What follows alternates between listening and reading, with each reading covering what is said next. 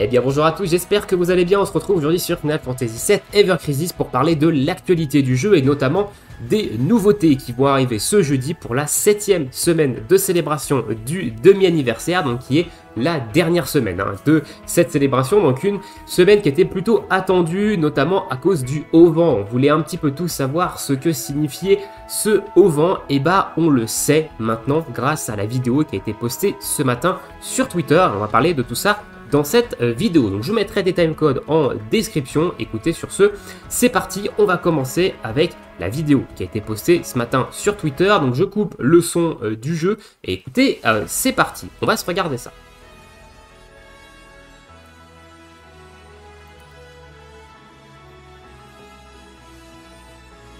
Alors voilà, il nous découvre évidemment la 7e semaine avec cette image du Haut-Vent, tout le monde s'en doutait. Et là, on va avoir un petit peu plus d'informations quant à ce système de Haut-Vent. Alors je vais mettre pause ici. Donc c'est pas du tout le système qu'une majorité de la communauté attendait. Voilà, nous on pensait un petit peu tous que ça allait être un système de guilde, parce que le Haut-Vent dans l'univers de FF7 devient un petit peu le QG de l'équipe. Donc on pensait que ça allait être un système de guilde. Ce Haut-Vent, eh bien pas du tout. C'est pas du tout un système de guilde et c'est un petit peu pour ça que dans ma vidéo de la semaine dernière, je vous ai dit attention avec cette semaine 7, il y a de très grandes chances que ce soit pas ce que les gens attendent. Donc faites redescendre peut-être un petit peu la hype et un petit peu vos attentes, parce que vous risquez d'être déçus et il y a eu pas mal de déceptions dans la communauté quant à ce système de Haut-Vent, parce qu'on le voit ici, c'est un système en fait qui reprend le système des idle games. Donc on va avoir un espèce de farming de manière automatique de ressources qui est très similaire à l'événement de Pâques. Ils ont repris le même principe que l'événement de Pâques actuellement, avec les items qui se récoltent au fil du temps de manière passive. Et ici, on va avoir le même système avec ce Haut-Vent. On va avoir des items qu'on va pouvoir collecter de manière passive, et ces items vont nous permettre notamment de level up le Haut-Vent. Donc on voit ici que le Haut-Vent, il a 70 niveaux. Voilà, donc il va falloir le monter jusqu'au niveau 70. On le monte avec ces petits matériaux là, des matériaux qu'on obtient dans la collecte de manière passive, encore une fois. Et une fois qu'on a augmenté le niveau de notre Haut-Vent, on trigger un combat. Voilà. Et les combats, on ne sait pas trop ce qu'ils vont donner. On le voit ici à gauche, il y a Battle, New, Boss Enemy Alert. Donc on va pouvoir cliquer là-dessus, faire un combat et sûrement récupérer quelques récompenses ou autres. Donc on ne sait pas encore ce que ça va donner. On aura évidemment plus de détails jeudi quand ça va sortir. Et il nous montre également le menu collection de ce Haut-Vent. Et on voit ici qu'on va avoir des augmentations de stats de manière passive avec cette collection. Donc on voit ici qu'on a un boost de P attack de X% pour tous les personnages, target all characters, et on a également d'autres boosts. Ici on voit de la P attack, encore de la P attack ici on voit de la M attack ici, et ils vont donner un petit peu plus de détails, voilà, pour obtenir un petit peu ces différents boosts. Donc ici on voit qu'il faut level up une arme de Iris. Si on level up une arme de Iris niveau 50, on a 0,1% de M attack en plus sur tous nos personnages. Niveau 90, on a encore une fois 0,1% de M attack sur tous les personnages, etc. On voit qu'on peut overboost également ces objets, donc pour augmenter encore plus le bonus de stats de manière passive. Et du coup, voilà, en gros, ce Haut-Vent, il va servir principalement à ça. On va collecter des items de manière passive, on va augmenter le niveau de notre Haut-Vent, on va combattre des ennemis à chaque fois qu'on va level up sûrement notre Haut-Vent, et on va pouvoir augmenter nos statistiques de manière passive avec cette collection qui a l'air plus de faire référence à notre box d'armes, donc ce qu'on a monté dans notre box. Alors, sur les réseaux sociaux, j'ai vu des commentaires négatifs par rapport à ce mode de jeu. Voilà, parce que les gens veulent pas que le jeu devienne un idle de farming AFK, ce qui est un petit peu normal. Et ce mode de jeu de Haut-Vent, en fait, évidemment, fait très référence à ce qu'on peut retrouver dans les idle games. Donc ça, c'est quand même compréhensible. Mais il y a eu d'autres commentaires par rapport à justement ces boosts de stats de manière passive. Et il y a des gens qui disent que ce genre de boost de stats, stats, ça ne sert à rien parce qu'actuellement, il n'y a pas vraiment de challenge dans le jeu qui justifie d'avoir de nouvelles façons d'augmenter les statistiques de nos personnages. Alors, d'un côté, ils n'ont pas spécialement tort, mais ils n'ont pas spécialement raison non plus, parce que demander du challenge de manière quotidienne ou de manière régulière dans un gacha, eh ben, je pense que vous vous êtes trompé de jeu. Hein. Si vous voulez du challenge de manière régulière, c'est pas vers les jeux gacha qu'il va falloir se tourner. Hein.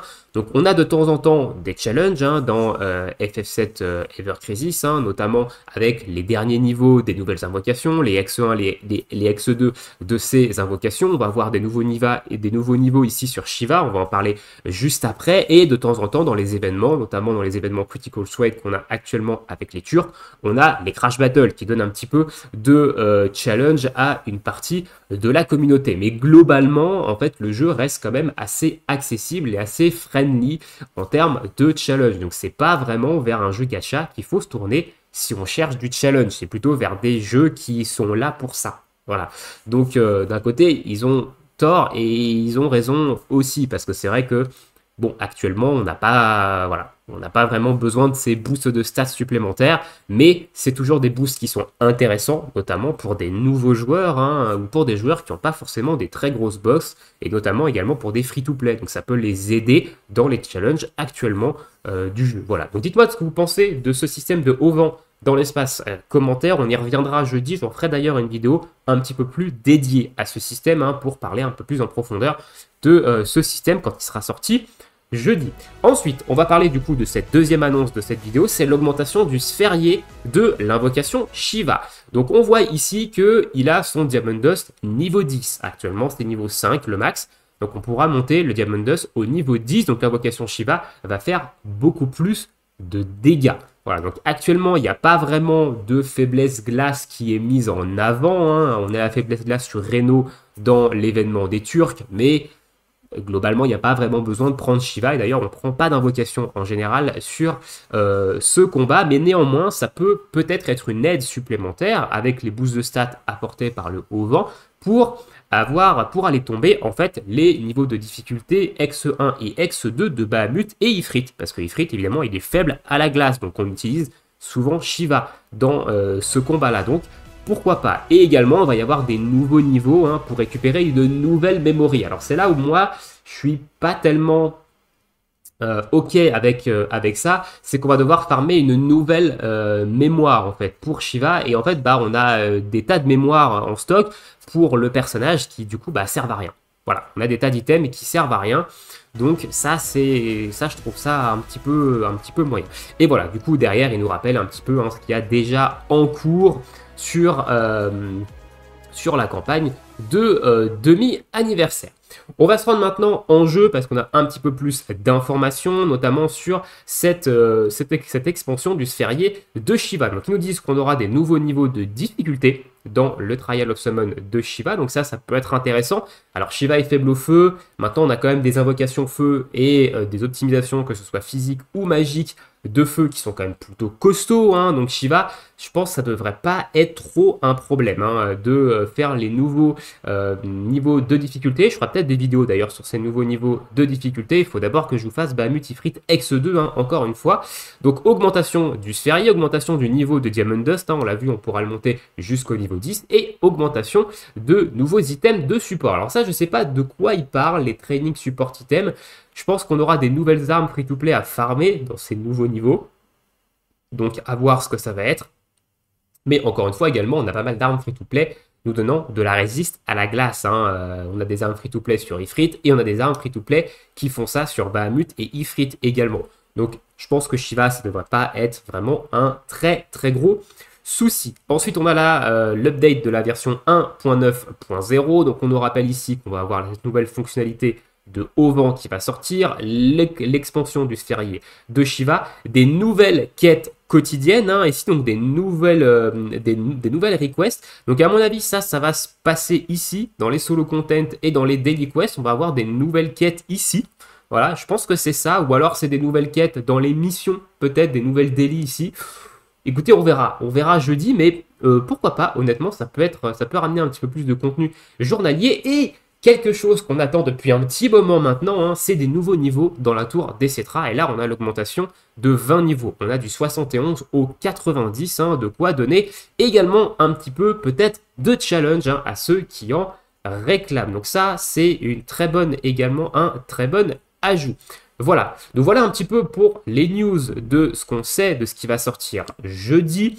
Et bah, dites-moi dans l'espace commentaire ce que vous pensez de tout ça, hein. Donc moi, honnêtement, le système de haut vent, pourquoi pas? Même si c'est du système de manière AFK, hein, ça me dérange pas vraiment, voilà, du moment que le jeu ne devient pas, comme on dit, un idle game. Voilà, c'est un petit peu la crainte qu'ont eu certaines personnes sur les réseaux sociaux, c'est qu'avec ce système de haut vent, eh ben, on en vient à un jeu de farming AFK et juste un idle où on va se connecter une fois par jour, on va récupérer les récompenses de manière automatique et c'est tout. Je pense que c'est pas parti pour que ce soit ça, hein. Ici c'est un mode un petit peu à part, mais on aura toujours des événements avec des combats, machin, etc. Donc je pense qu'il n'y a pas d'inquiétude à avoir là-dessus, mais dites-moi ce que vous pensez de ça dans l'espace commentaire. Et est-ce que vous faites partie de la team déception qui attendait à ce que le haut vent ce soit autre chose, et notamment une partie de la communauté pensait que ça allait être un système plus communautaire, donc comme par exemple un système de guilde, parce que le haut vent, c'est un petit peu le QG dans Final Fantasy VII, hein, une fois qu'on le récupère, c'est un petit peu le QG de l'équipe, donc ça aurait pu être également un système de guilde, et je pense que ça aurait été plutôt sympa que ce soit ça, mais à voir, à voir. Peut-être qu'un système comme ça sortira plus tard, mais actuellement, du coup, le haut vent, ça signifie pas ça, et ça signifie encore moins, évidemment, la sortie de Seed, et ça, on s'en doutait, hein, vu qu'ils ont sorti Ketsit il y a 2 semaines, il y avait de très fortes chances que Seed n'arrive pas, hein, avec cette semaine 7, hein. Je sais qu'il y a certaines personnes qui attendent Seed, mais malheureusement, non. Voilà, c'est pas la sortie de Seed. Donc dites-moi ce que vous pensez de tout ça dans l'espace commentaire, je vous laisse ici pour cette petite vidéo news, et on se retrouve, évidemment, jeudi au plus tôt, pour la vidéo news un petit peu plus en détail sur tout ce contenu et peut-être bien plus que ça. Je vous souhaite à tous une très bonne journée, une très bonne soirée, bon jeu et à bientôt. Ciao, ciao.